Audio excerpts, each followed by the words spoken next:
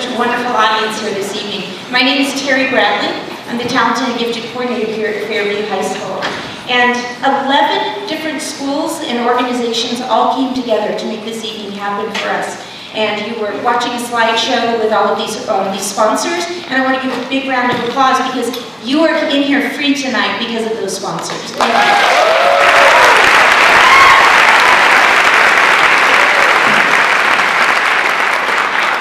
I also want to thank all the student help. It's been wonderful today. The fabulous Honors Quartet, providing music. And we have students doing the soundboard, doing the lighting, doing all the filming. So it's really a student-run operation this evening, in addition to all of the sponsors and volunteers that stepped up to help us out. So thank you.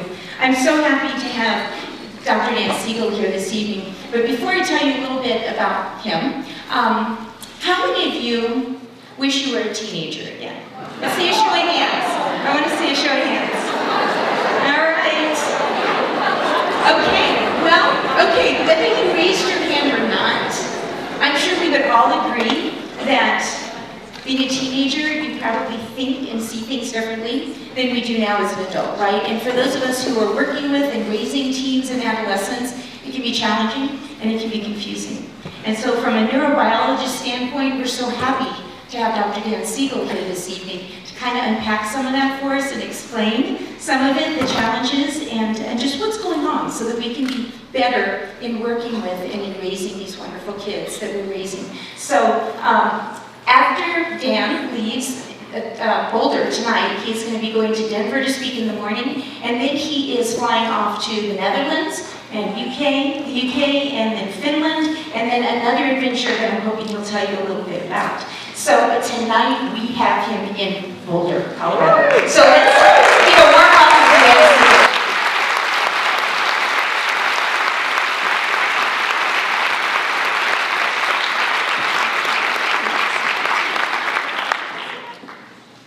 Thank you, Terry. I want to thank all the sponsors for helping to make this event happen tonight. Can you hear me okay? Fantastic, and thank you all for coming out on such a beautiful Boulder evening. If this were California, I'd say, why aren't you at the beach? But I could say, why aren't you out in the mountains?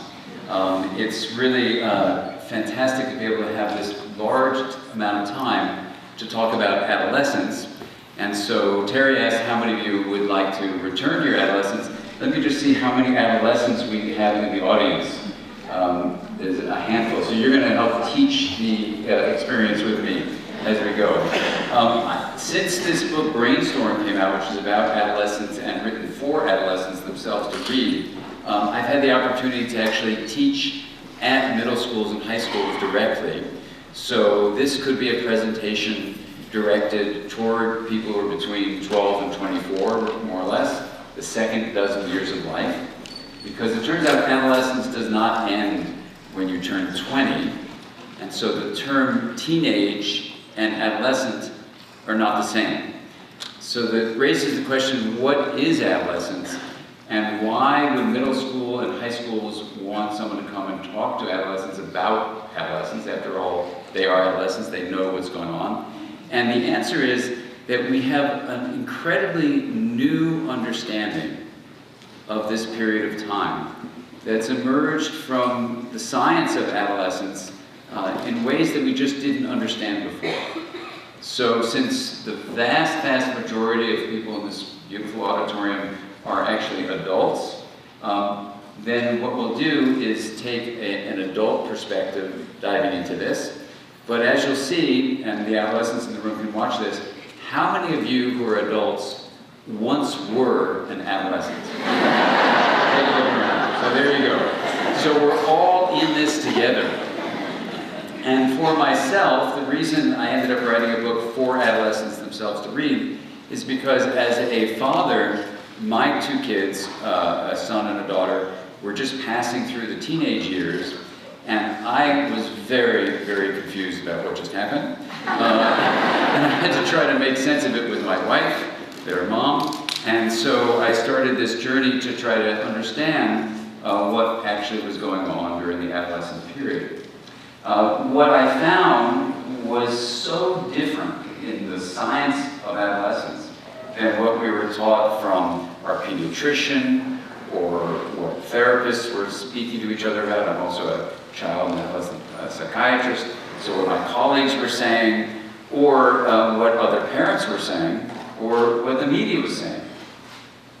And in fact, the difference between what all those groups were saying about adolescence and the science of adolescence was so large, that was such a big gap, that it felt to me that someone ought to clarify for adolescents themselves what the truth is about this period.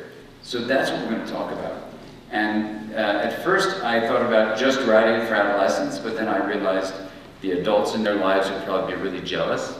So then I thought about writing maybe 2 books at once, and I thought that was a little ridiculous. It should be 1 book. So it was really hard to find a voice, actually, to speak directly to adults and adolescents in the same sentence. And so my friends suggested, when they saw how frustrated I was, that I try writing a book where the odd pages was to one age group and the even pages was to the other. So I tried that for a very short amount of time, and it just didn't work. So then I realized that, you know, as our family was going through this period of time, and as I worked as a therapist for families, working with people who are in their adolescent period, that it was possible to have one conversation. So the book was written and then sent out to actually adolescents to read. I got the very scathing feedback about it. So I rewrote it entirely, and then I got feedback again from the adolescents, different set of adolescents, and then I made the 3rd version, which they then gave a stamp of approval for. So I'm going to tell you about the essential aspects of what the science of adolescence says. But as we go through this, if you're an adolescent in the room, I'd like you to think about whether this relates to your experience right now.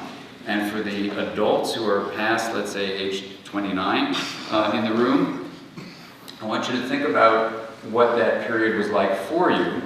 And as we go through it, let me just check it out. For the adults, bless you. In fact, let's have a bless you for everyone who's going to sneeze. Thank you for initiating that. And so for the adults in the room, how many of you care for adolescents directly in your life, either as a parent or a teacher? Raise your hand. So it's pretty much everyone. Is there anyone in the wrong room who thought this was about hiking? Which I think what Terry was trying to tell you is the reason I have these hiking shoes on, I've never given a lecture in hiking shoes, is that after Caroline Welch, my wife and also my boss, my CEO of the Mindsight Institute, where we work, we're going on this lecture tour together, but at the end of it, we're taking a week off and we're going to walk the Camino in Spain. And so we needed waterproof shoes. Now, you may have heard in California, there is no rain. So we have hiking shoes, but none of them are waterproof. So this is my first set of waterproof hiking shoes. I hope you approve. So, here you go. And I just bought them last night, so I am trying to break them in the airplane. They were looking to go in like this. So, okay. So let's go through it. First, let me give you just a little teeny bit of a background. You know, I started in high school really interested in biology and how life unfolded. And so when I went to college, I was a biology major, and I was absolutely wildly in love with studying life. And during those years, I had the opportunity in college to actually work in a lab where we were trying to figure out how salmon could go from freshwater to saltwater and not die. So they had to do something to their physiology, and that was really fascinating to look for and ultimately find this enzyme that we think was helping them survive. But at night, I would work on a suicide prevention hotline service. And we were taught that the way you communicate with a person in crisis on the phone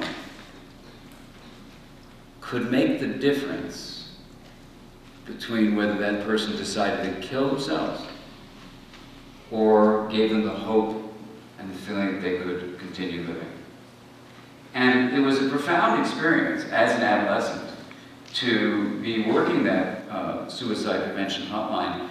Not only was it the gravity of, you know, someone could actually kill themselves based on what you did, but it was just the realization that there was something very profound about our relationships with each other. that could give life or take life. And at the same time, I was working in this lab, you know, finding this enzyme where the enzyme, this molecule, could make the difference between whether a fish survived the passage into salt water or not.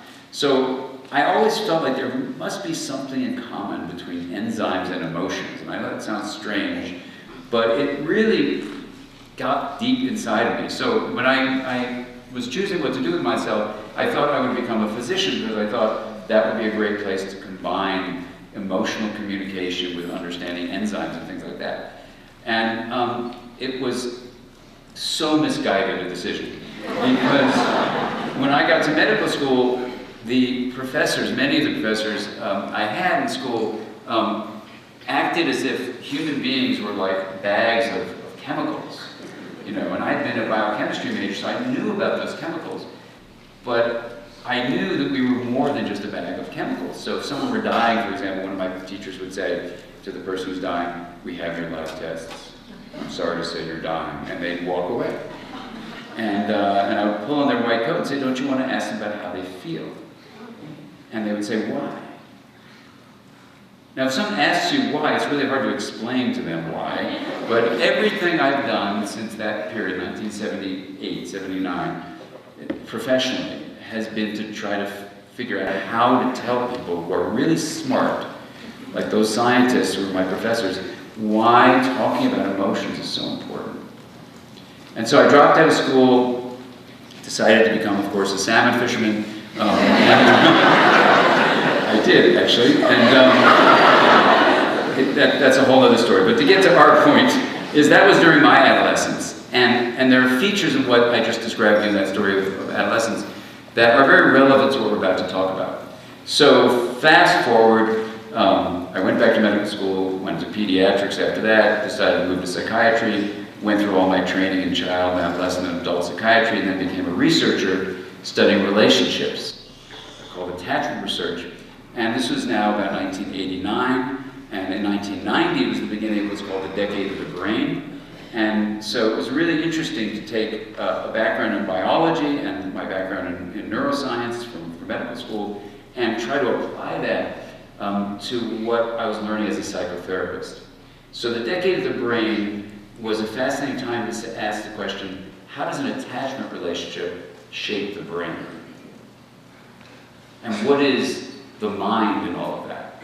And that's not what this talk is about, but it's relevant to what this talk is based on, which is from that period, I started working with scientists from all different disciplines, from math to anthropology, and I combined them together into one framework with my colleagues that's called interpersonal neurobiology.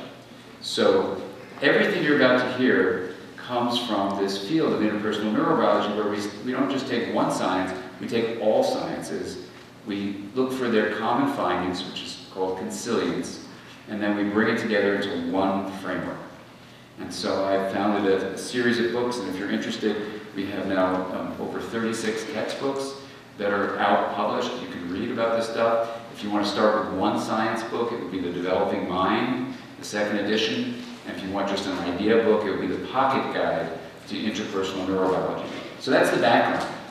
So when my kids were growing up, then all this stuff was coming to be born. So by the time they were teenagers, I was in the middle of all that stuff.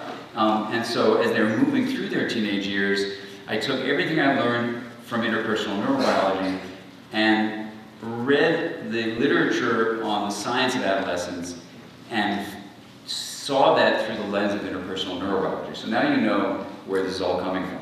So I'm going to give you take-home points from now on, and we won't have to worry about the science. But one of my students, for example, from UCLA is here, who's a brand new child psychiatrist to the area, and so I don't know where you are, Renee. This is a long way from what we were teaching back in the day at UCLA when I was the training director there. But it's built on science. So let's start with the first question. In science, you always want to make sure that the words we use have a common understanding. And so the first word we're going to address is the word adolescence, right, with a C-E. What is this? What is adolescence? Any thoughts? And is it invented by modern US individuals to designate something? And what's the connotation of adolescence? If someone acts in a certain way, you say, oh, that's being very adolescent of you. What do people mean when they say that in this country? It's immature, right? And people associate the word adolescence with immaturity. In fact, when I was wrestling with the publisher about the subtitle of the book is called Brainstorm, you know, the power and purpose of the teenage brain, I wanted the word adolescence in there, and they said, we shouldn't put it in there, it's an insulting word. And I said, that's the whole point. We want to change the conversation about adolescence, because it is used as a put-down. You're just adolescent. And as you'll see when we walk through this slowly, it's just the opposite. Adolescence, as you'll see, is probably a period of time that is going to save humanity, if we can save it. It'll be from adolescence, and you may say, that's really strange. We're just trying to get them into college and save the world. I'll show you what the reasoning behind that in just a moment. So, adolescence can be defined as a period of time. The simplest way of saying it, to not get anyone mad, is just say it's a period of time between childhood and adulthood. Isn't that easy? And then you can say, oh, that's really unscientific because maybe there is no period. Why can't you just go from childhood to adulthood? Right? Is there something different about adolescence? And people debate about it. There are some essays written saying, oh, it's all nonsense. There is no such thing as adolescence. It's just childhood and then adulthood. But the fact is, just to leave human beings for a moment and go into other mammals, mammals have a very distinct period between childhood and adulthood. A very distinct period. And, mammals have attachment, which is the dependence of a young individual. I used to read guinea pigs, let's talk about guinea pigs. A young guinea pig on its mom, in this case, it's usually the mother for other mammals, to survive. That's attachment. And childhood relies on that attachment experience, but adolescence is a transition of pushing away from attachment figures. A necessary pushing away. And you see this in most mammalian species. So it's not a human invention. It is a period of time between, if you want to get a little more elaborate, childhood dependency and adult responsibility. Okay, so that's the first thing. We're defining what adolescence is. Now, what are the myths of adolescence that you may have heard about? What is adolescence? Let's start this way. How do you know that your child is now an adolescent? Or how do you know if you yourself have just become an adolescent and you're no longer a child? Puberty. What's that? Puberty. Puberty, okay. So puberty is sexual maturation. And that isn't exactly the same as adolescence. So you can have people have delayed puberty but still be in adolescence.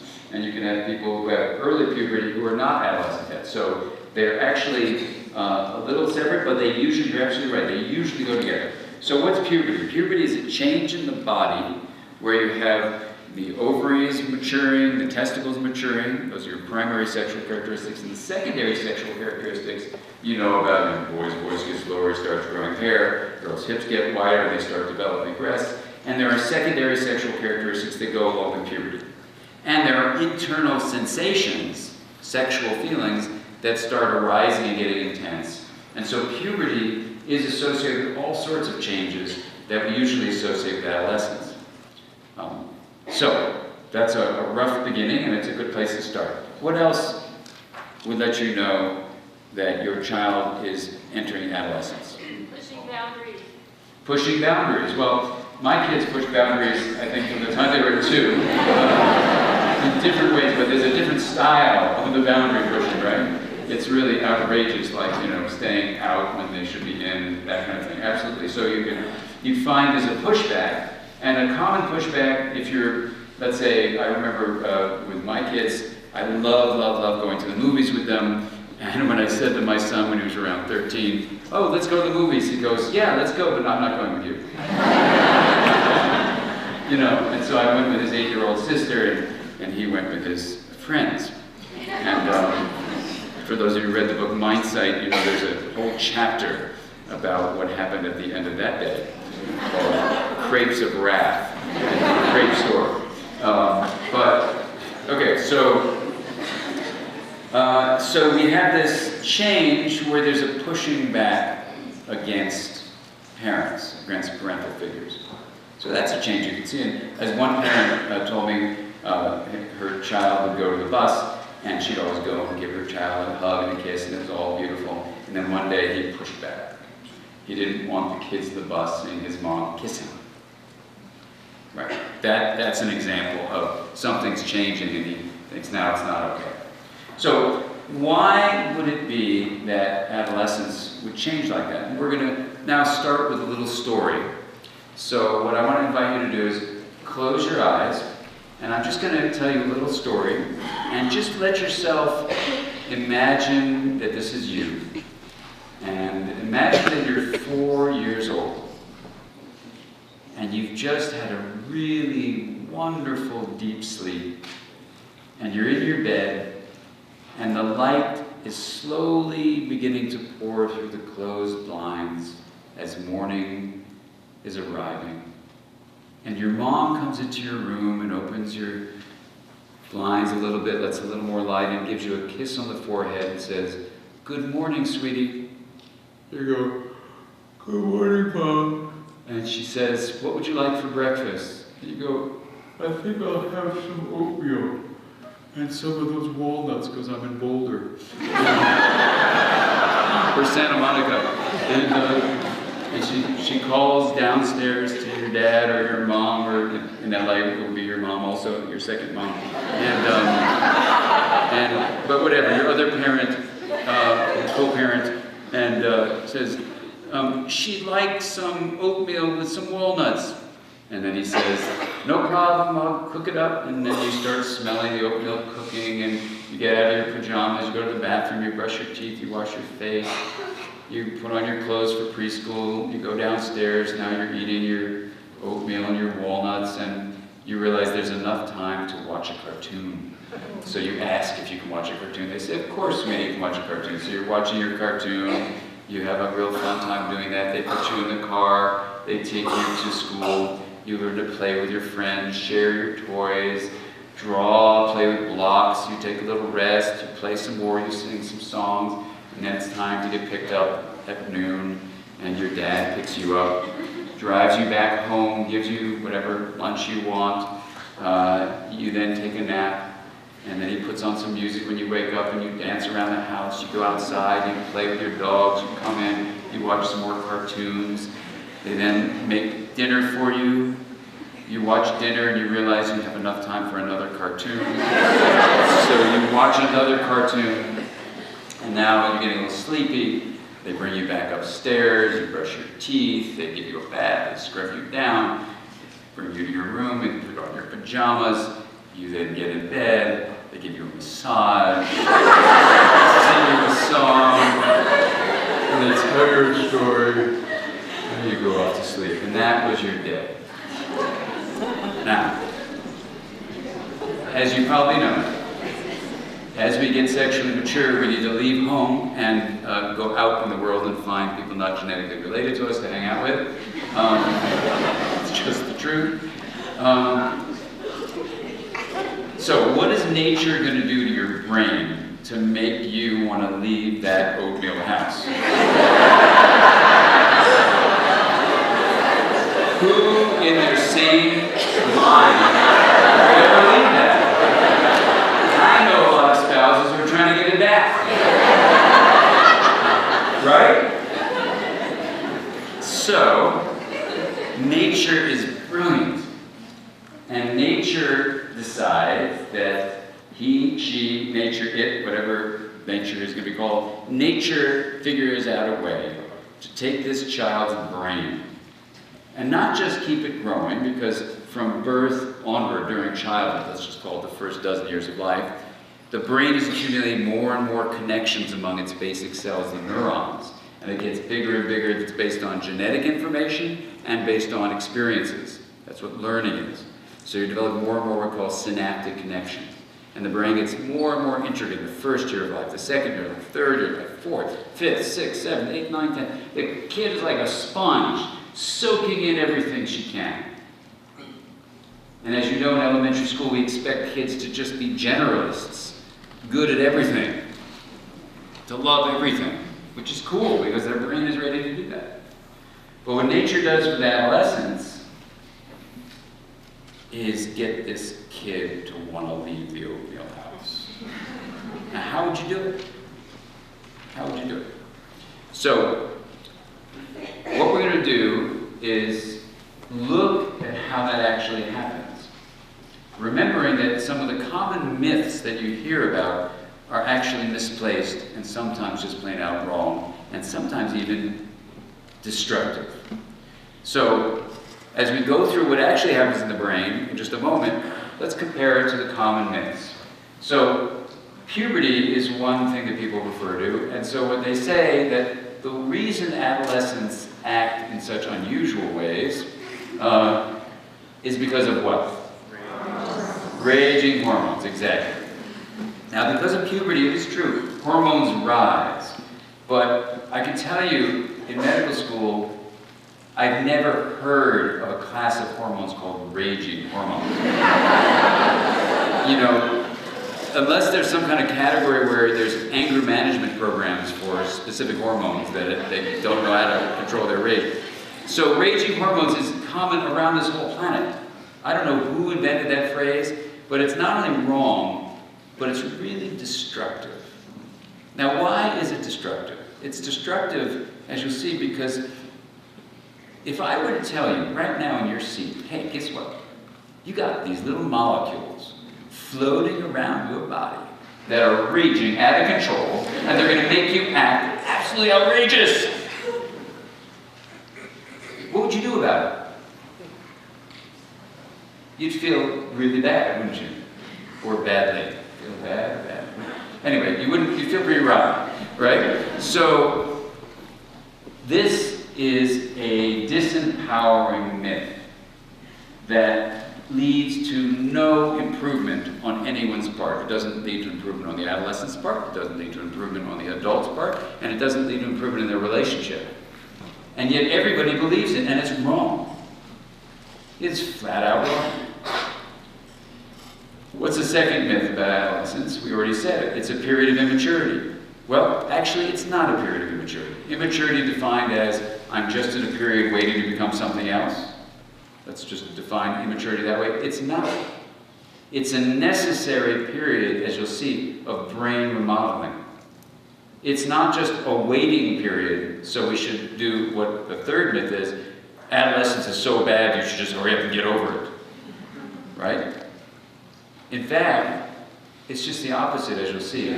Research shows the longer you can extend your adolescence, the healthier your brain's going to be. And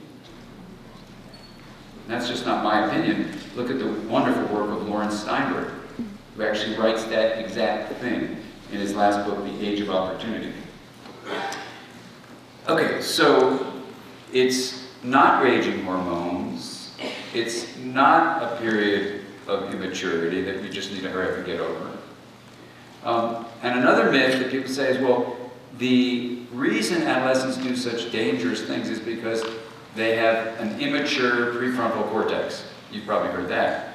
And that's not exactly true. There are things changing a lot, including the prefrontal cortex, but it's really the whole brain is changing, not just this one area of the brain. And the risk-taking, in part, is due to impulsivity, due to this immature prefrontal inhibition. But actually, risk-taking behavior continues long after that feature of the brain is no longer present. So risk-taking is something else is going on, in addition to that initial difficulty controlling an impulse. Okay, so those are some of the myths. And the reason it's important to debunk those myths, if you're an adolescent listening to this, is that what I'm about to tell you, as people have seen, having read the Brainstorm book, can transform your life. Because the truths are actually something you can do something about. And when you're given the knowledge and the skills to understand what's going on in your brain as an adolescent, it actually changes your whole experience of adolescence. So in the paperback version of the book, which is coming out soon, I'm putting these quotes of all these adolescents who sent us emails after they read the book.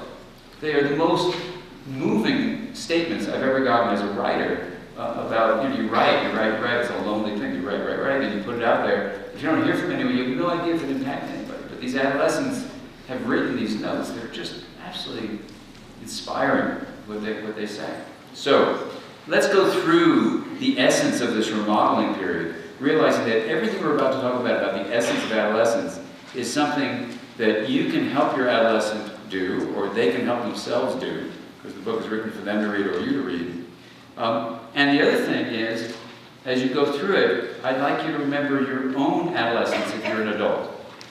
And think about these 4 aspects of development. And luckily, well, it isn't luckily that I have this problem, but I have a problem that luckily gives rise to an issue, which the issue is acronyms. My problem is I'm an acronym addict.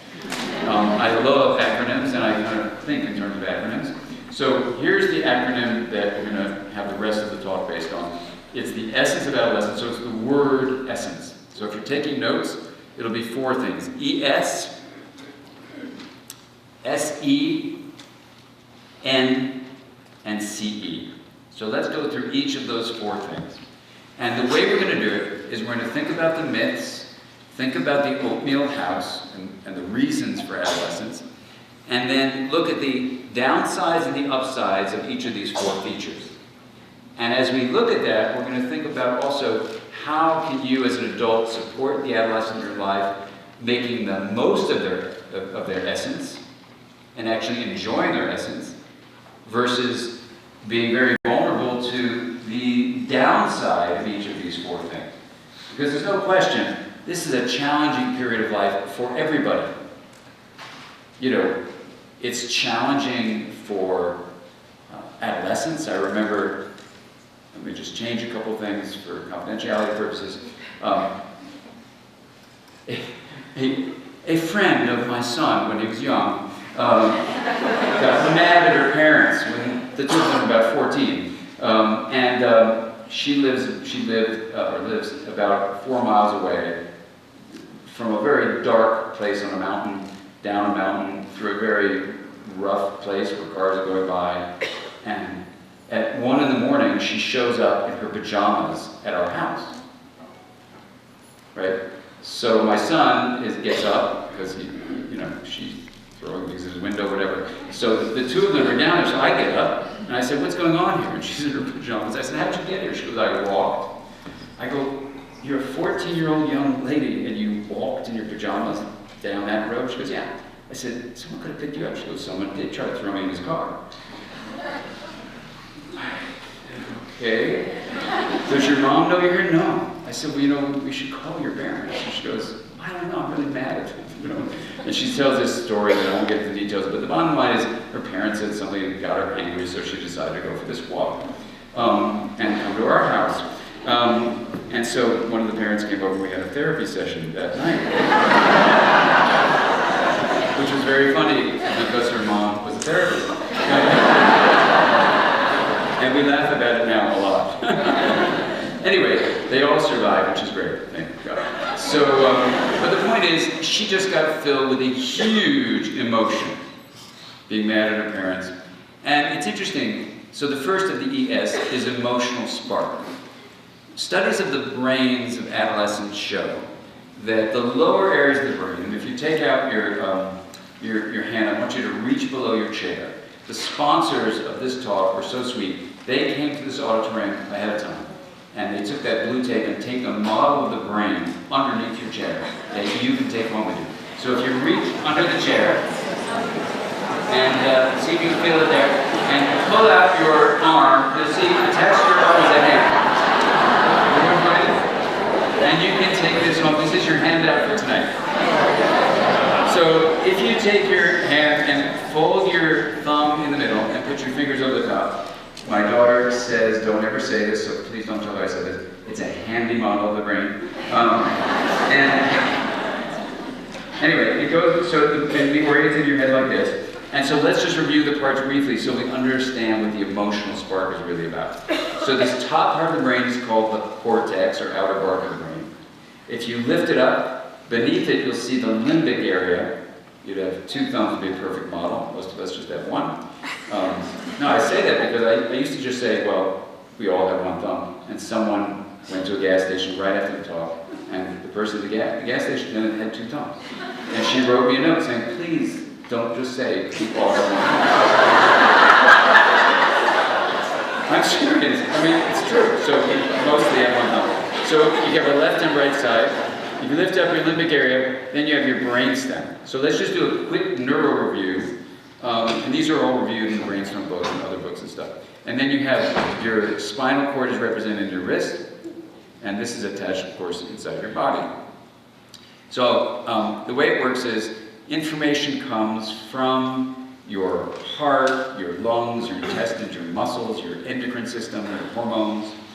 And it moves its way up through all sorts of channels, including the spinal cord and other roots. And it's going to influence the deepest parts of the brain, which include the brainstem.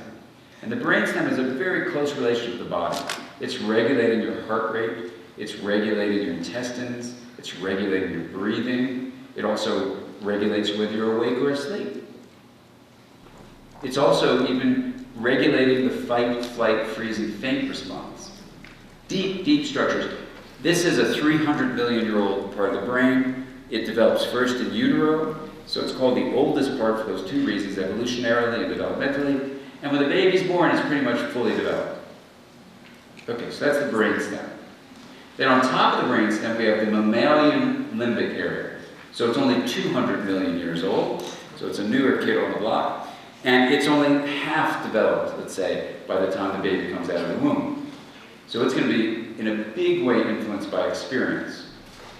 And so the limbic area has 5 important functions. 1 relates to emotional spark. It is very much working with the brainstem and the body to create emotion.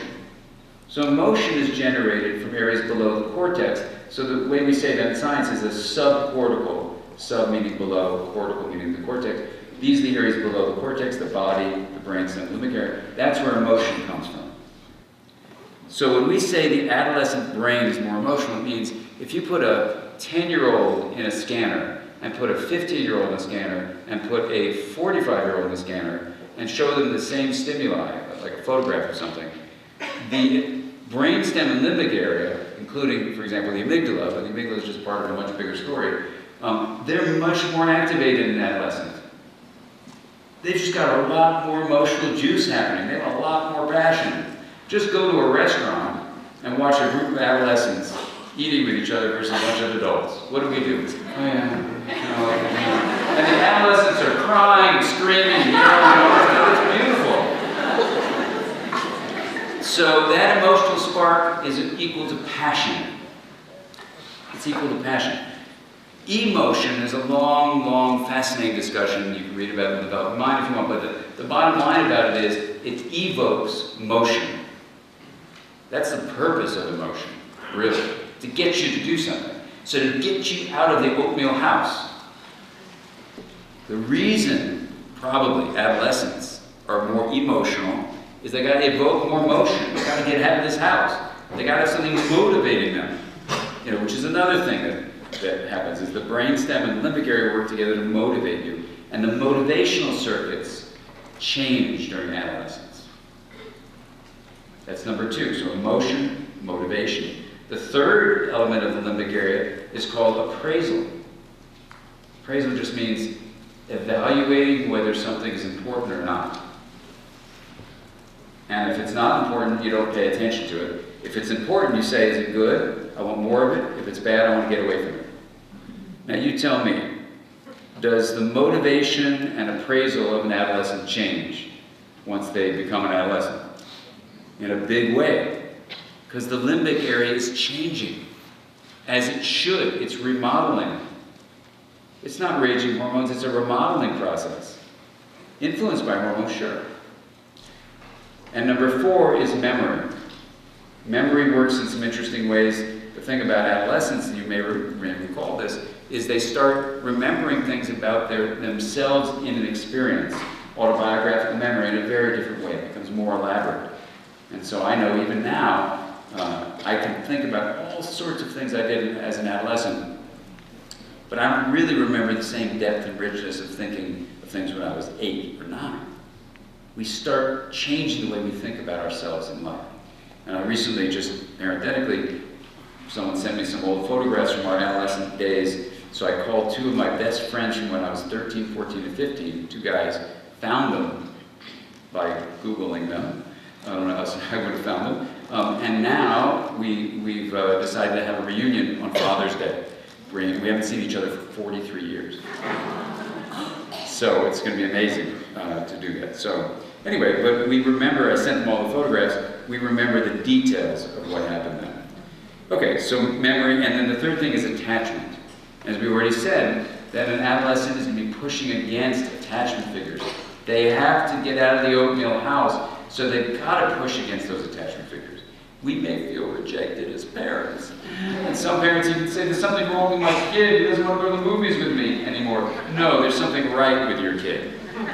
Now, there can be problems in adolescence for sure, as we'll see. So you see the 5 basic functions of the limbic area: emotion, motivation, appraisal, memory, and attachment. All of them are changing for a reason. There's a purpose to it. If you interpret that passion, for example, as pathology, the adolescent will think it's pathology and not know how to ride those emotional waves. Instead, what we want to do is teach adolescents this is a wonderful thing about your brain, to have passion like that. And instead of having them avoid the surf of their waves or being bowled over by their emotions, you can actually teach them what I call mind-sight skills, to have them ride the waves of their emotion. Teach them how to surf, not avoid the water. But what do in schools, for the most part, is we don't teach them anything about how to ride the waves of emotion.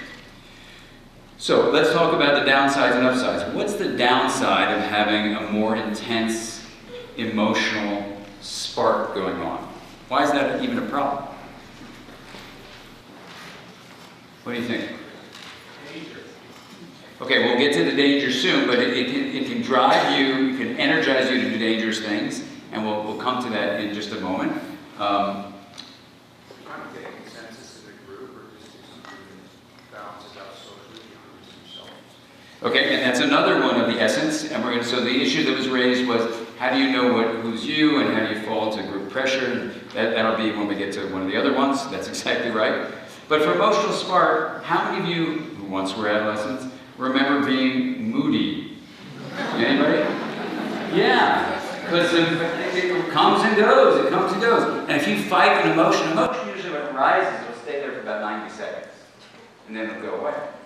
But if you try to cling on to emotion, or try to push emotion away, it can stay for minutes and hours and days and weeks even. So seriously, there's a fundamental mindset practice where you learn to differentiate between the emotion and your identity. And you allow the emotion to just be there. And it arises like a wave and then goes. And those adolescents who do that have a completely different outcome than those who don't have that skill. So you can teach that skill. So moodiness, irritability, right? What's the upside of an emotional spark? We said the reason for it is to get you outside, but what's the upside? Well, we'll get to risk-taking soon. You're all jumping ahead. You can say risk-taking is for something else, and we'll get to that. Because you can be emotional and not take risks. You can be optimistic, you can be energized, you can feel vitality. This passion that adolescents feel is something that we pathologize in modern society, but I'll have you consider it is so important to not only have and nourish and cultivate well and learn to use for your benefit as an adolescent, but when we lose it as an adult, life becomes pretty empty. So we'll talk about that soon. So that's the emotional spark. Let's do SE. SE stands for social engagement. The reason adolescents turn toward their peers and not to their parents so much during adolescence, and not all adolescents do this, it's true, But for the most part, it's a pattern, not just in humans, but in other animals too. The reason we do it is to get out of the oatmeal house. Without other adolescents, you're basically lunch. I'm serious. You will survive by being a member of an adolescent group. And that group can be just one other adolescent. You survive in relationship to other adolescents. That's our history. That's our 200 million year adolescent history. So, the reason for it is to allow you to leave the oatmeal house, but to leave the house and not be somebody's lunch. Now, what's the downside? As was mentioned, the downside is you can give up morality in order to gain membership. And that's called peer pressure. And that's a serious, serious, risky thing that happens in adolescence. So, when an adolescent comes to you as a parent and says, Mom, Dad, I have to have that shoe.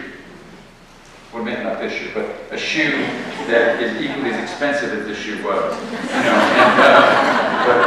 but fancy, or whatever, stylish. I have to have that shoe. And you go, why? Because all my friends in the group have that shoe.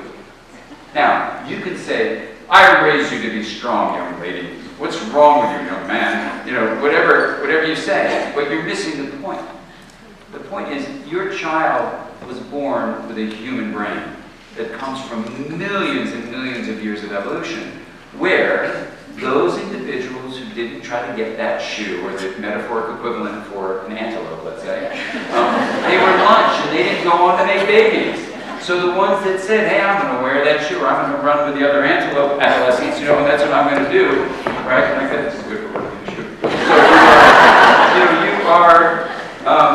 you are actually missing the point that they're speaking from deep in their limbic area and their brainstem, which has the response to threat. And they're saying, I gotta have the shoe. Now, I'm not saying you need to buy the shoe, but you can start at least with understanding that it's not weakness, it's evolution. And your 8-year-old may not have said that, unless they've been watching too much TV or magazines with those pictures of the shoes or something. But a 14-year-old may. So negotiating how your child's going to understand their inner sensation is crucial, right? So that's the downside, is they want to gain membership, and they can give up morality, give up common sense, all sorts of things, for sure. Absolutely. Now, what's the upside to social engagement?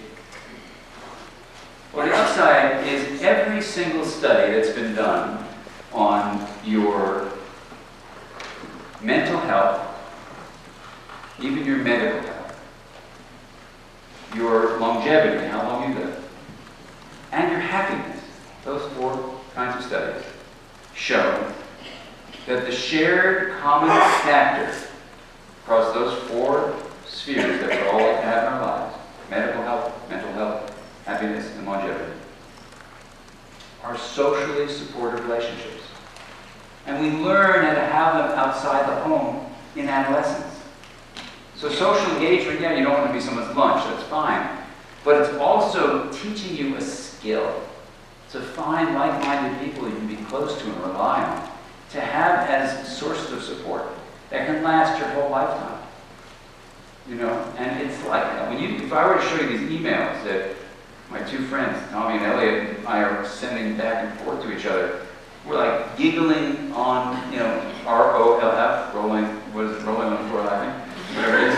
We're doing this stuff with each other, we're typing, and we have these good night emails to each other. It's a kick, especially, I recently did a Business Insider video that said the importance of not looking at emails at night. And I got a note that I have a new thing coming through Twitter, and I was looking at it at night, and it said, don't look at things at night. And I clicked on it to see what it was, and it was me telling me how. It was hilarious. I don't do that anymore. I cut it off at night. Yeah. But anyway, we do have these things that go on. But it's fun. It's just really, really fun. So social engagement is really important. What's N?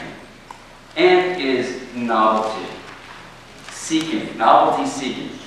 Now, why would nature want a kid to seek knowledge? Right, to get out of the house and mix up the gene pool, absolutely. To get out of the oatmeal house. Think about it this way. That oatmeal house is comfortable. It's familiar. It's safe. And it's usually, not with all kids, but it's certain. In the majority of people, those four things are present. Comfortable, safe, familiar, and certain. So if nature's going to get you out of the oatmeal house, nature's got to make you long for what's not comfortable, long for what's not familiar, long for what may not be certain, and long for what may not be safe. And if it isn't longing, it's at least tolerated. So if you were nature, what would you do? Someone's asking Siri. My lifeline, Siri. I always like asking Siri, what's the meaning of life, Siri? And half the time, Siri comes up with, what's the number for that? 42. Is it? 42. 42, it's 42 minutes. Anyway, those of you who don't know, Hitchhiker's Galaxy, Guide in the Galaxy, you don't know. And that's a spoiler alert, don't read the book. Okay, so, what are you going to do? What you're going to do is you're going to take, and we just had a big meeting where I was with one of the experts in this area, so I'm going to use my words really carefully. There are many circuits in the brain involved in reward. The common use in science is something called a reward circuit. So if you take your hand model of the brain, there's a circuit that is driven by a neurotransmitter called dopamine. And it is present in your brainstem, your limbic area, and your cortex. So it's vertically distributed. Okay? When you do something that's rewarding, you get a hit of dopamine. And when the dopamine is secreted, the subjective experience you have in your mind goes, whoa, that was good, I want to do it again. So eating chocolate for many of us is like that. Though my best friend in high school, he hates chocolate, so I don't understand him. That's one thing we don't know about each other, but for many people, chocolate will release dopamine. One of the major things that releases dopamine is novelty. Okay, now that you know that, and we know that nature's got to get this kid out of the oatmeal house, what would you do to the dopamine circuit in the brain, to an adolescent, to get them to want the unfamiliar, unsafe, uncertain, and uncomfortable?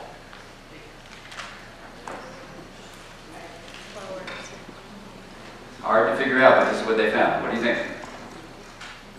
Think about the reward circuit, and this is truly, you want to say, well, what's the chemical thing that happens? This is the chemical thing that really happens in the adolescent brain. Okay, what nature does essentially is, and this is various studies putting together, drops the baseline dopamine level and raises significantly the release level. So that when you do something new, which you're really driven to do because you're kind of bored with a lower dopamine level, and in fact, if dopamine gets too low, it leads to depression. So dropping the level just a little bit just makes you a little utsy. Like, I got something new, I got to do something. I got something new here. I got to do something new, like that. Which is great, because you got to go do something new, And then when you do that new thing, bam, you get this big hit of dopamine. And you go, whoa, that was great. Now, spoiler alert, I'm just going to tell you a sad story that I started the book with. When my son, who's now 25, when he was just almost 2, because I remember the day it happened, all the streets in our little area where our apartment was were blocked up, which was weird. There's usually not many cars at all. And I get a call a few hours later from a friend who told me, did you hear that your mentor was killed on this main street, which is the same street that girl walked down? I said, no, are you kidding? There's nothing. So I called up my mentor's, now widow, sadly, and what had happened was a 19-year-old was driving 95 miles an hour down this surface street with a brand new sports car. and hit him head on and killed him. And this young man, 2 months earlier, had been racing down the same curvy street and crashed his car into a tree and was arrested and then released, and his parents just bought him another car. So there's a lot to say about all that stuff. It's a horrible situation all around because this poor adolescent and his parents have to live with the knowledge that he killed a person for the rest of his life. And of course, the whole family of my mentor and all of us in the profession lost a brilliant, brilliant person. Just everyone loses. So why would a 19-year-old do that? And he wasn't on drugs. Why would he do that? Why would someone have a need for speed like that? Well, think about it like this. This is what the study suggests. You're given a car where the speedometer says you can go to 180 miles an hour. You sit in this car with your nice bucket seats, and your friends are watching you in your brand new car. Your parents just got there, busting up your other one. And you want to impress your friends because that'll establish you in the hierarchy of membership. Right? And studies show that risk-taking behavior in adolescence is way increased when you're around adolescents, or you think adolescents are watching what you're doing, or you think they're going to hear about what you did.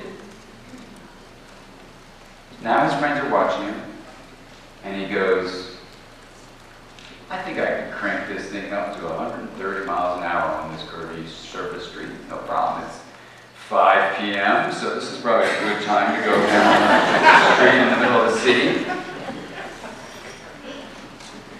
Now, you may be thinking, well, that's typical of adolescents because, number one, they think they're oblivious to something bad happening, right? How many people think that? That adolescents really think they're, what's it called, omnipotent, what is it? Invincible. How many people think that's true? Well, good, you're not raising your hand, that's good. Actually, when you look at studies of adults and adolescents, this is what Larry Steinberg showed, they're equal. Adolescents do not feel they're invincible any more than adults feel that way. So that's really an interesting thing. Then you may say, well, he's just not informed. Adolescents are so immature. They just don't know that a car going 130 miles an hour could do something bad. Let's give them lessons on how going faster is more dangerous. Well, actually, that's wrong too. Adolescents are not only informed about dangers involved in risky behaviors, but they actually overestimate the probability of something bad happening. So let me walk you through what people think goes on. So number one, the lower dopamine level makes this kid have a need for speed. He wants to push the envelope of what's safe. Okay, let his parents put him on a race circuit where he's by himself, or teach him how to ski where he's jumping off things and the only person to get hurt is himself. You know, not on a road, but they didn't do that. Okay, that's something we can all take a lesson from. So that's the dopamine story. But there's another story we need to add into this risk-taking behavior, which is changing in the appraisal limbic area. And it's a really weird scientific term, and I couldn't think of a better one, so I just used the term the scientists use. But it's called hyper-rational thinking. And let me walk you through it. So the dopamine drop and dopamine release elevation gets you to want to do something new.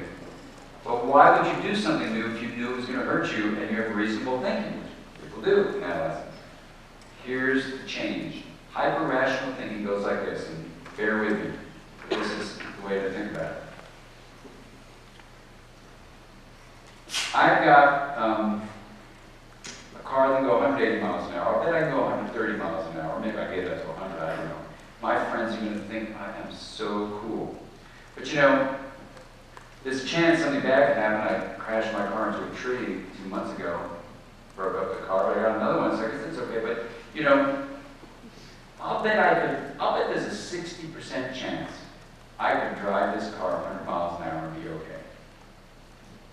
You know, rationally, the most likely outcome of my driving 100 miles an hour is what? It's going to be fine. And he's right. It's hyper-rational. There's nothing intuitive or emotional about it. He's got a 60% chance in his mind And let's say the reality is he has a 5% chance of getting hurt. 95% chance of not, but he's estimated at 60, and he still does it. Because the statement in his head, the hyper-rational thinking goes like this: the likelihood is it'll be fine. And that linguistic output is accurate. You see how it works? It's hyper-rational. You can say it doesn't make any sense. Of course it doesn't make any sense. But it's logical. It's not intuitive. That is, if he had access to what in the brainstorm book I teach the adolescent to do, which is to gain access to literally, there's a neural network around the intestines. And there's a neural network around the heart, which is beginning to learn about. And there's a pathway of the information processing that gives you a gut feeling or a heartfelt sense in the gut brain and the heart brain that move up a layer of the spinal cord called lamina 1, layer 1. And it moves up to another area called the insula.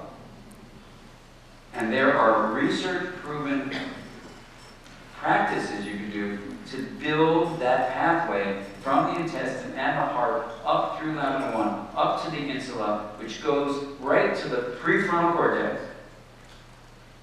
and gives the decision-making motor area of the brain, which is just adjacent to the reasoning area of the brain, input from the wisdom of the body.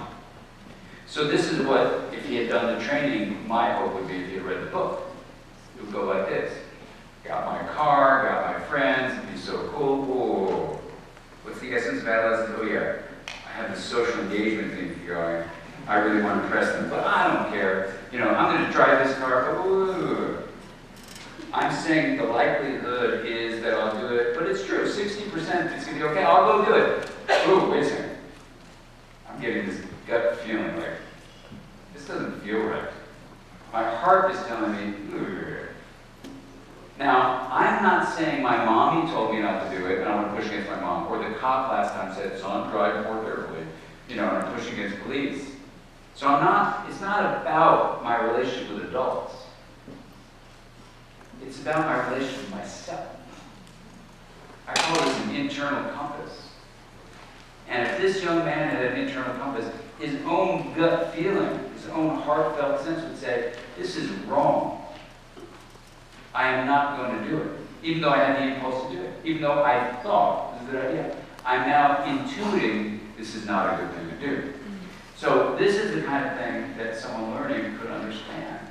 That although I have a novelty-seeking thing, I can actually modify my behavior with these mind-sight skills. Now, what's the upside of novelty-seeking besides, get you out of the house? Why is it helpful to be taking these risks and having the courage? Novelty-seeking is really courage. Really. Creativity. And creativity, you guys are like always ahead of the curve. That's where we get to the next one. But yes, you can have the courage to do something new, which we'll talk about in the next one. This is great. This is all like segues. It's beautiful. Rhyming the fun. So, what's that? Evolution. It's a courage to actually try something new. And when we combine it with creative exploration, you'll see. Think about it this way. That oatmeal house we talked about, think about how cozy that is. And now, and the adolescents in the room, you know what I'm talking about, but for us adults, let's remember what it was like. The world out there is not full of loving parents. It's not full of certainty of being hugged or getting a meal. It's pretty scary. Nature's got to give us, as adolescents, the courage to literally do things we've never done before. And I don't mean the creative innovation thing we'll talk about this, but I mean just something you've never done before. And it's not just like being in 3rd grade going to 4th grade. You're getting ready to launch out into the big world. And the world, by the way, in case you haven't noticed, has never been more rapidly changing and full of terror and threats and all sorts of things. It's also a wonderful world and fantastic. A dear friend of mine, Dan Ackerman, wrote a beautiful book called The Human Age, which I urge you all to get if you want to think about larger issues of our planet. And also Mary Piper's book, The Green Book. Both those books are great books for adolescents if they're interested in climate issues and where our place in the world. But for adolescents, So they need the courage to do that. Okay, that's the reason. You need courage. So emotional spark is a passion. Social engagement is the connection. Novelty seeking is the courage. And what's CE? CE is creative exploration. Creative exploration. Why does nature need adolescents to push against the status quo? What is the purpose of that? Yeah, the world. Think about it this way. And adolescents, listen in or watch this response. How many of you as adults have experienced that, you went through childhood, you're a generalist, you go through adolescence, you find out what you love to do, you finish high school perhaps, maybe you go to college, maybe you don't, but you start getting a job, taking responsibility, and now you're working hard, your particular niche that you've carved out for yourself, and when you come home at the end of a workday, how do you feel? Tired. You're very tired. You just want to put on TV and have someone give you a massage, give you a bath. Right? We're tired. Now, think about it this way. We, each as adults, have gone from being a generalist to a specialist through adolescence. That's basically what adolescence is about, just in a moment. But what we did was we adapted to a world that was there at that time. Now, when you then found your niche and you found your job, does the world stop changing? No. So for our species to be as adaptive as we are, and we are, in fact, for good or for bad, the most adaptive species on the planet. We can live in any climate, we can do all sorts of things to this planet, and I'm not saying it's good, but we do it, and we adapt. I'll have you think about it. Because of the creative exploration of adolescence. They're pushing against the status quo. Every culture that we studied in our Center for Culture, Brain and Development that we used to have at UCLA found, every culture we could look at found that adolescents everywhere had two things. Starting to associate with peers more than parents, and pushing against the status quo. Sometimes it was in subtle ways, like the adults in this culture, they weave from the bottom to the top. Well, darn it, I'm an adolescent, I'm going to go from the top to the bottom. I'm laying my claim right here, that's good. Right? So, they're going to try something in a new way. Nature needs that imagination, is what creative exploration is. Imagine a world that could be, rather than just adapting to the old world it used to be. If you think about the major innovations in art, in music, in science, and as you know, in technology, it comes from adolescent minds. Adolescents have the emotional spark, the passion, the social engagement for actually collaboration, the novelty seeking for courage, and the creative exploration for imagination to imagine a new world and go after it. So the reason when we started, I said that the hope for humanity on this planet is adolescence is because of this essence. We have gotten ourselves into a very, very bad place. I do a lot of work with climatologists and people in climate change issues, and they're trying like mad to figure out how to reverse what's going on. But they're just using adult brains to do it. We need the essence of adolescence. We need the passion, collaboration, right? We need the courage, the imagination of the adolescents to save this world.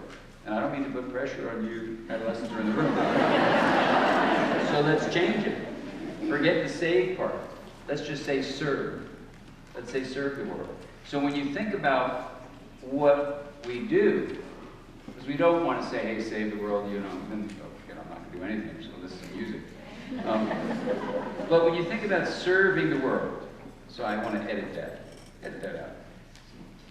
We want to really think that adolescents can have a reframe in how they're working this out. Now, Before I come to the conclusion of the talk, and then we'll have time for discussion, let me just point out what the remodeling brain is actually doing. So, the brain itself, if you take our hand model, is comprised of about 100 billion neurons, and each neuron has an average of 10,000 connections to other neurons, that's synapses, the synaptic connections. And if you think about the first 12 years of life, you're just basically growing more and more synaptic connections and soaking things in like a sponge. One would imagine that that would continue on, plateau out, and that'll be it. But everyone was surprised when they found at UCLA and our institution and at the National Institute of Mental Health and other places after that, that what was happening in the brain was completely different from what people thought. Number one, instead of continuing to accumulate more and more synapses, you started to remove the synapses that were static, and even remove some neurons. And that's called pruning, like in a garden, pruning away some of the leaves and some of the branches of a tree to shape it.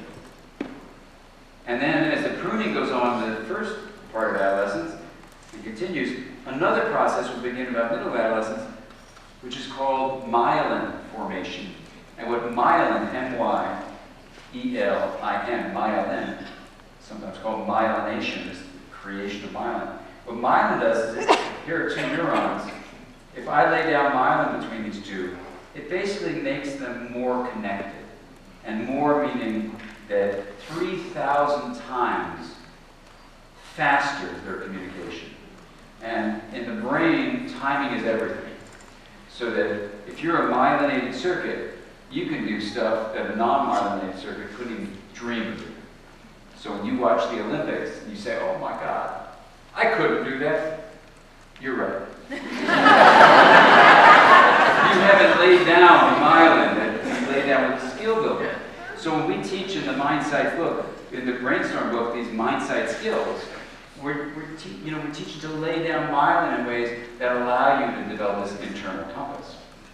Okay? So the remodeling of the adolescent brain has two elements, pruning and myelin formation. The pruning allows for the brain to become specialized. And it's based on a number of things, but one of them that's easy to remember is use it or lose it.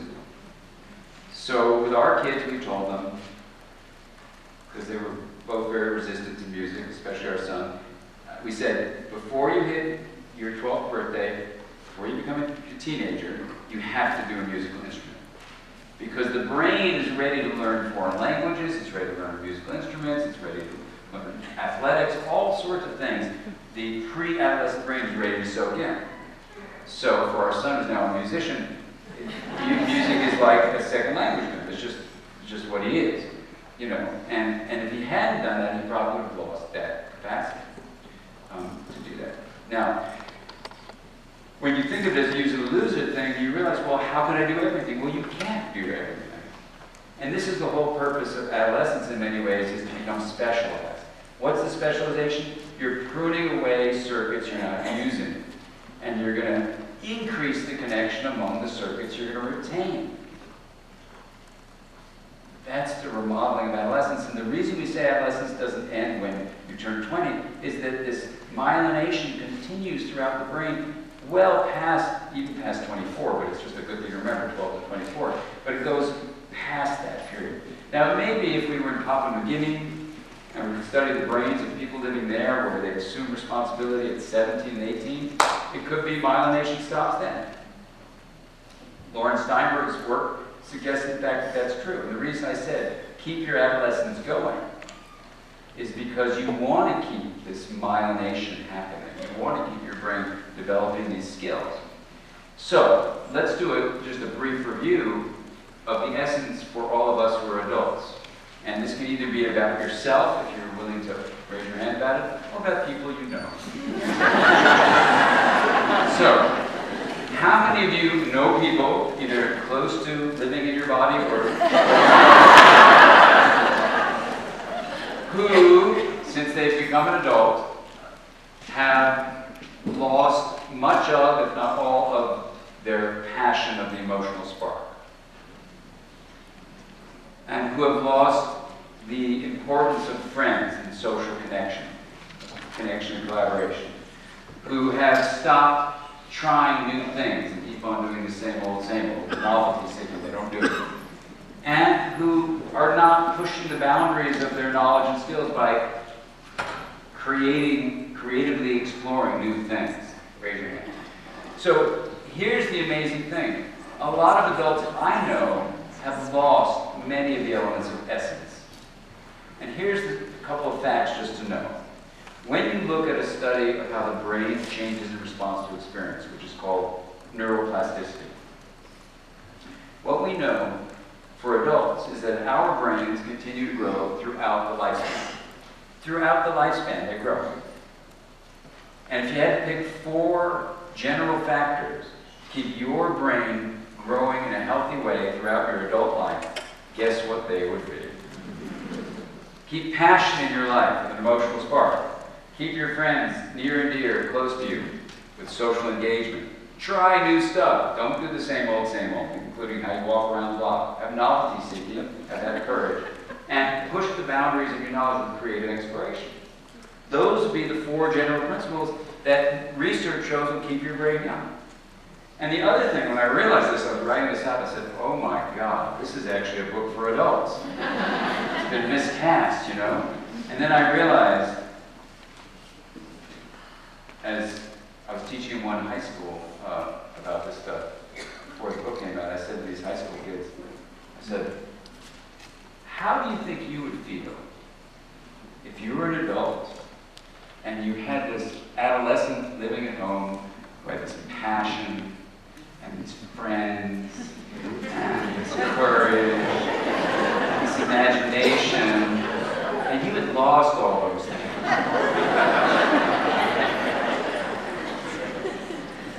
And that kid reminded you of what you lost. How would that make you feel? They go, jealous. And then I started realizing in my practice that a lot of the adults that I was seeing were the parents of these adolescents were really pissed off at these adolescents, probably because they were jealous. Seriously. And what's been amazing about the Brainstorm book is that when people read it, when the adults read it, they realize it's never too late to reclaim your adolescence. And people start feeling this vitality just reading the book, adults. And for the adolescents, what it does, and this is some of the quotes I said in the forward paperback, these statements that they make are, I thought I was going nuts, but now I realize I'm going sane.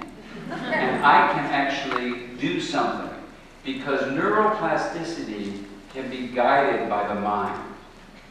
When you read a book and it informs you and teaches you skills, it can transform you. It can transform the way you use your mind, which is a process different from the brain, but dependent on the brain in many ways.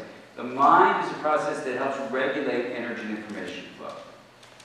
When you use your mind to guide energy and information flow through your nervous system in specific ways that promote something called integration, the linkage of differentiated parts, you actually can take the chaos and rigidity that sometimes fill any of our lives, but fill an adolescent's life, at moments when they're not integrated, and you can produce and cultivate and nurture integration.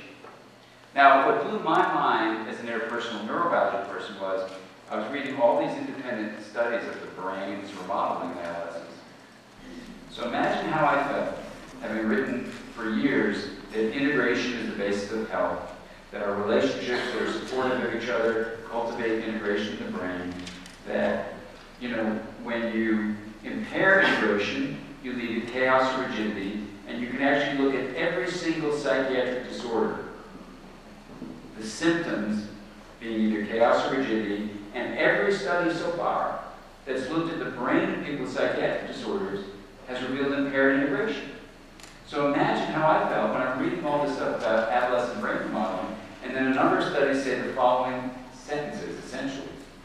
The purpose of the pruning and the myelin formation during adolescence is to create a more integrated brain.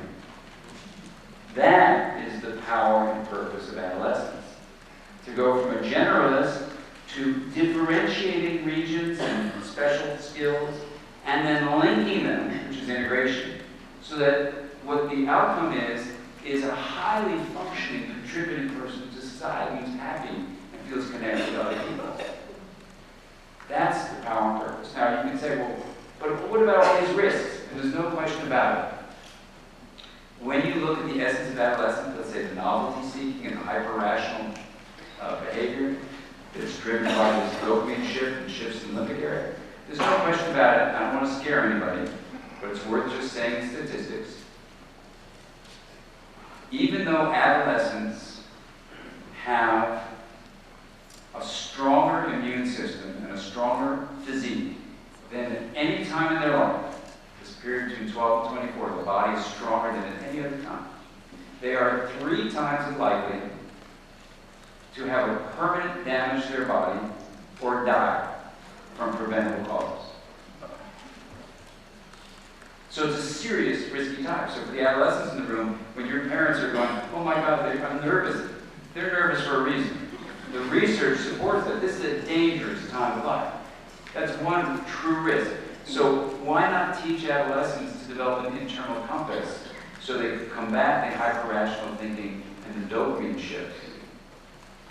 Now, another risk that happens besides that kind of dangerous physical behavior, with dopamine shifts, what's another thing that leads to dopamine secretion? Drugs. Drugs and anything that's addictive. That's right, video games included.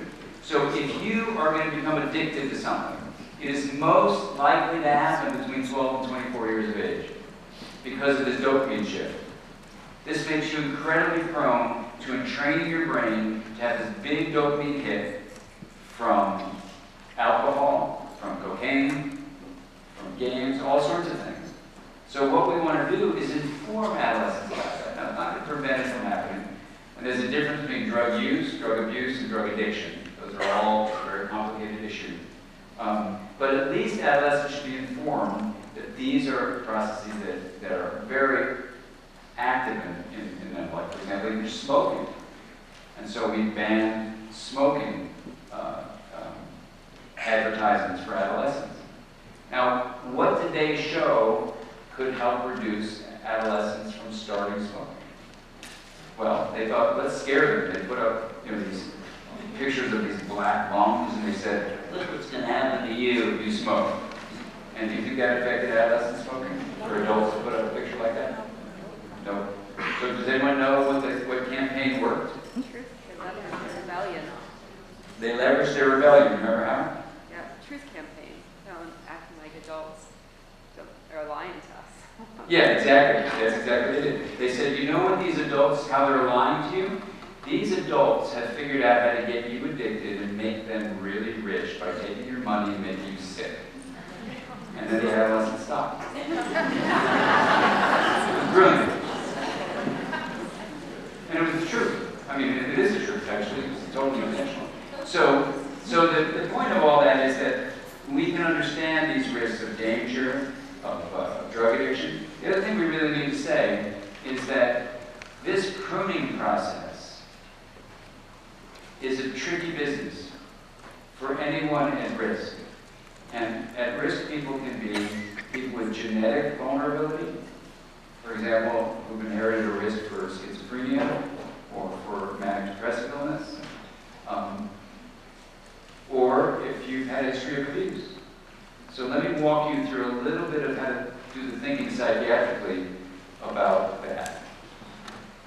So either a genetic vulnerability or a developmental trauma can lead to a reduction in certain of the fibers in the brain that are called integrated fibers. So let's just do the story of bipolar disorder. So in the brain, what Hillary Bloomberg at Yale University showed was that if you look at right behind your forehead, this area here, the ventrolateral prefrontal cortex, for clinicians in the room, sends inhibitory fibers to the amygdala below it. So you can see even in your hand model how close these middle 2 fingernails are. Look at this lateral fingernail, sits on top of the amygdala. It sends these inhibitory fibers that basically tell the amygdala, chill out.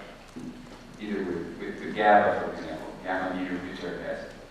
So here's what Hillary Bloomberg found, that people with manic depressive illness have too few fibers going from the prefrontal cortex to the amygdala. So what happens is the amygdala can get firing off, and instead of this area shutting it down, the firing off the amygdala can shut off the prefrontal cortex, and then it explodes. And that is what, in part, can be related to mood cycling. Okay? It can happen to any of us, for example, even without this risk, where you flip your lid. For any of you who read Parenting from the Inside Out, know you as an adult, or anybody, you just flip your lid, the prefrontal cortex stops working, this lower area is just firing all over the place, and you, as an adult, can do all sorts of things to your children or your adolescent that you don't intend to do. And in each one of my parenting books, I always put in something about how I flip my lid and how I have to make a repair afterwards. And when I've had my kids read those entries to make sure they're accurate, my son read it and came to me, he said, I guess when that one came out, he was 14 times, a little bit older, he was 16 times when it came out. He said, this isn't accurate. He goes, but what's wrong with you? Why would you want to publicize this? You look like such a jerk. I said, well, I just want to, good. I said, I want to demonstrate that even if you write books about these things, you can still flip your lid. And the important thing is making you repair. So that's true of anyone. But if people with bipolar disorder, the prefrontal region is not able to contain the lower areas. That's the thought. So, let me walk you through some of the reasoning. Let's assume that in a 5-year-old, the number of fibers from the prefrontal cortex to the amygdala, this is just theoretical numbers, hypotheticals. So let's assume for this prefrontal cortex to control the amygdala, you need 500 fibers. Let's just do that. Okay? So let's say you start with, in a typically developing person, you have 3,000. So you can regulate yourself fine. But let's say you're someone who's genetically vulnerable and you have 900. Okay, so you're okay before you're an adolescent. Now adolescence hits, and let's say everybody, just for numbers' sake, is going to reduce those fibers by 50%. The pruning process. So you're a typically developing kid, and you go from 3,000 to what? 1,500. Are you still okay with regulating your mood? Yeah. So all you need is 500. But let's say you started at 900. Now what do you do? 450. What did you need for it to work? 500. You can't control your emotions. You can't control your mood. Now, your mood starts flipping out all the time. You secrete a lot of cortisol. The stress of your own mood dysregulation secretes the stress hormone, which is neurotoxic. Prolonged stress and elevated cortisol levels kills neural connections and sometimes even neurons. So now you go from 450, and your own internal system is going to bring you to 300 and 200, and pretty soon you are wrecked. So Kiki Cheng at Stanford University and David Finkelwitz at UCLA with adults are trying out using mindfulness meditation for people who either have manic depressive illness or were at risk of developing it. So in Stanford's case, it's the developmental thing, because they feel that with medication or without medication may be able to change the natural evolution by stopping the pruning process, by stabilizing the mood with meditation. And in David's case, these are people with established bipolar disorder, and to take someone off medications with that serious disorder is a serious moment, but you need to come off those medications if you're trying to get pregnant. So for ethical reasons, what he's working with is women who want to get pregnant, who have manic depressive illness, teaching them to do mindfulness meditation. The study isn't completed yet, so we'll have to see what the results show, but the idea is you can use the mind with mindfulness training to grow fibers in the brain, and that's known. Now we want to use these special populations and target that growth. So I say this because my feeling in writing the Brainstorm book is, why shouldn't every adolescent be given those same tools to deal with the stress of adolescence? There's so much hype here, I don't know how it is here in Boulder, but in Los Angeles, this is what happens. You're in the oatmeal house, fine. Then you got to get into the great preschool. Because you know, if you don't get in that great preschool, it's very unlikely to get that great elementary school. And if you don't get into the great elementary school, which you really want to get into, and if you're in it, you got to get to the great middle school, which has attached to it a fabulous school. Because you want to get into the most amazing college, so you can get into the most rigorous graveyard you can.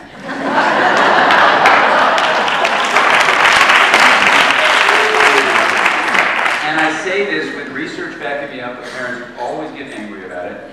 It's really important to develop your education and get further education for sure. But the studies that compare where you go to college and the outcome in life, your happiness, your financial success, your contribution to society, zero correlation. So why parents are so flipped out about which college their kid goes to. You want them to go to get further education. If your kid's not a college kid, fine. But if they are, fine. But where they go should be matched to where they're going to actually realize their fullest potential.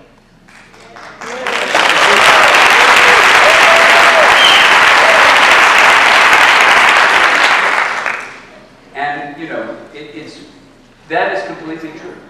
And when you develop a child's internal compass so that they move into adolescence, developing the best of their emotional spark, their social engagement, their novelty seeking, their creative exploration, you know something, you could help actually them to find this internal compass so they go out when they launch. You know, what we do as parents is we become launching pads. In the beginning, we're like a safe harbor, and that's beautiful, and we continue to be throughout life.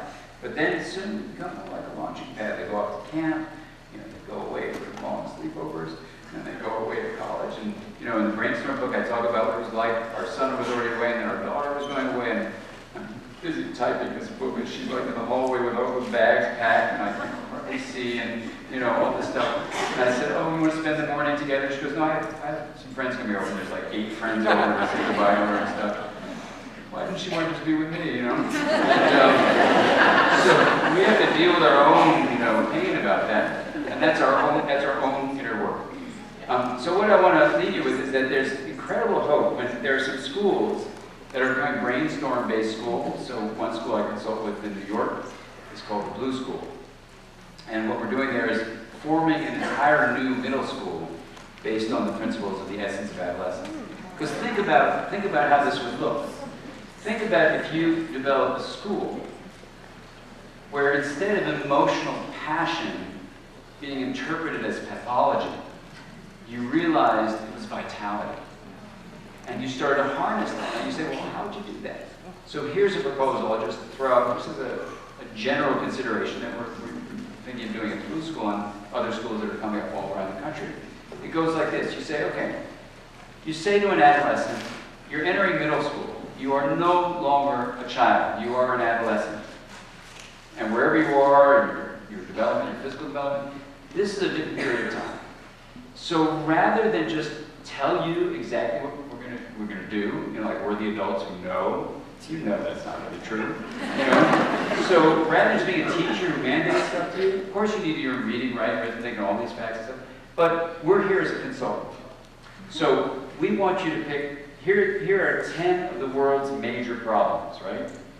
Food shortage, climate change, violence, racism, you know, poverty differentials, all these things you can list. Say, pick which of those 10 you feel in your body. So you're developing an internal compass, awareness of bodily sensation. You say, pick which one of these that really grabs you. And for a month, you're going to follow that passion. The social engagement part is you're going to collaborate with your peers, because actually adolescence and all of humanity is really based on collaboration. And yet what do we usually do in classic middle school, high school? Encourage severe, destructive competition. There's constructive competition for sure, but we encourage this destructive one. You know, keep it to yourself, do all that. This. We want to encourage collaboration, right? So that's the social engagement. Novelty seeking. We say, hey, you've gone through 6 years of school already, you know how to do that stuff. Now it's problem-based learning, and we are going to figure out this problem. So that if you feel like being competitive, great. Let the competition be against the world's problem, so that when you win, everybody benefits. That's the kind of world we want to create. It's a world filled with empathic joy, where you are really proud of another person's success, rather than feel threatened by it.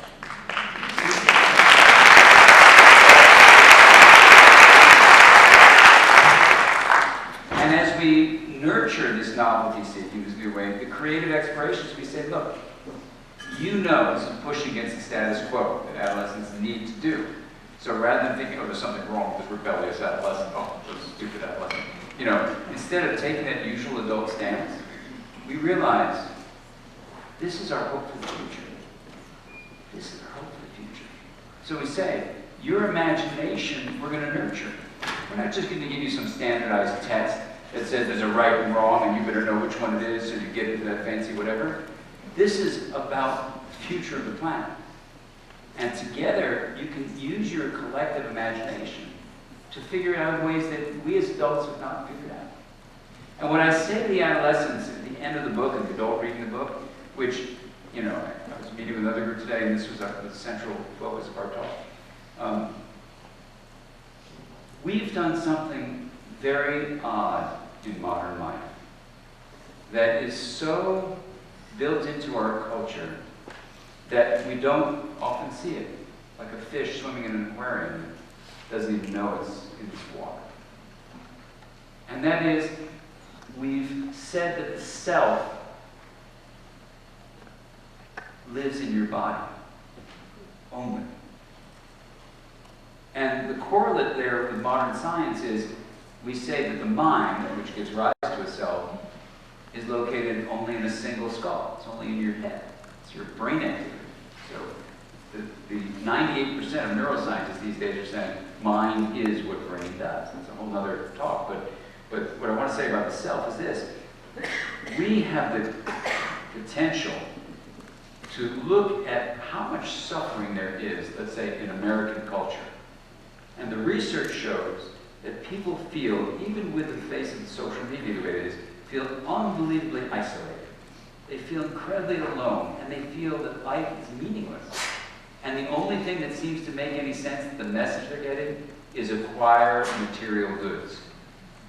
So we've learned that when the self is only embedded in a body, people feel so much despair that all they want to do is accumulate stuff around this body. And what's the production and the accumulation and the destruction of all that stuff doing to our planet? It's destroying the planet. So this issue of a self embedded only in the body is not just making individuals suffer, it's literally making the planet suffer. So what I say to the adolescents and adults reading the book, and I'm just going to say to you, is this. If you believe that integration is a source of well-being, integration being you can allow things to be different and linked together, not blended, but different and linked together, that an integrated self would allow you to say there's a me that lives in this body, that I need to feed this body well. I need to give this body exercise. I need to give this body really good sleep. And adolescents are challenged in sleep because they stay up later for lots of reasons. One, circadian rhythms are different, but the other is all these screens are lighting up their brains and telling their brains not to secrete melatonin, so they're awake, and they have way too much homework. By the way, I don't know a single study that shows that they need sleep more than homework. I am serious about that. 9 to 10 hours I'm talking about, not 5 to 6 hours. And what happens, by the way, if you don't get enough sleep, is your immune system doesn't function well, so you're more prone to infections.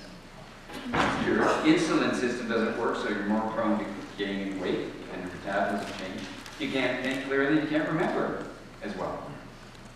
So then you're stressed out, so you stay up later, and if you're stressed, you prune more.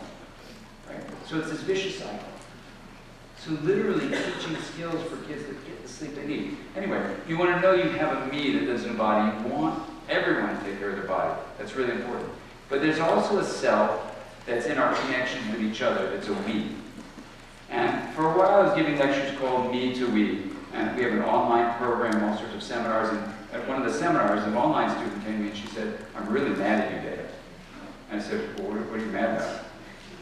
She said, this talk is called Me to We. I said, yeah, isn't that nice? She goes, well, it rhymes, but it sucks. I said, what do you mean it sucks? She said, you told us we're supposed to take care of our body. I said, right. And we're supposed to make sense of our lives. I said, right. And make sense of our attachment experiences. I said, yeah, that's right. She goes, and now you want us to drop all that and just be a we? I said, well, no. I don't. But she said, but it's a title of talk, Me to We. I said, well, no, it's more like not only me, but also we. And she looks at me and she goes, that doesn't rhyme. So I said, okay, what do you want? She goes, think of something. So I said, okay, how about this? I said, if you're going to integrate me and we, you would make it we. She loved it. So that's what I suggest an integrated self is. That if we can allow adolescents to capture their essence, they're really able to embrace the idea that our self-identity is as much about a me as it is a we. And together, we can make this passionate, kinder world for all of us to live in. Thank you very much.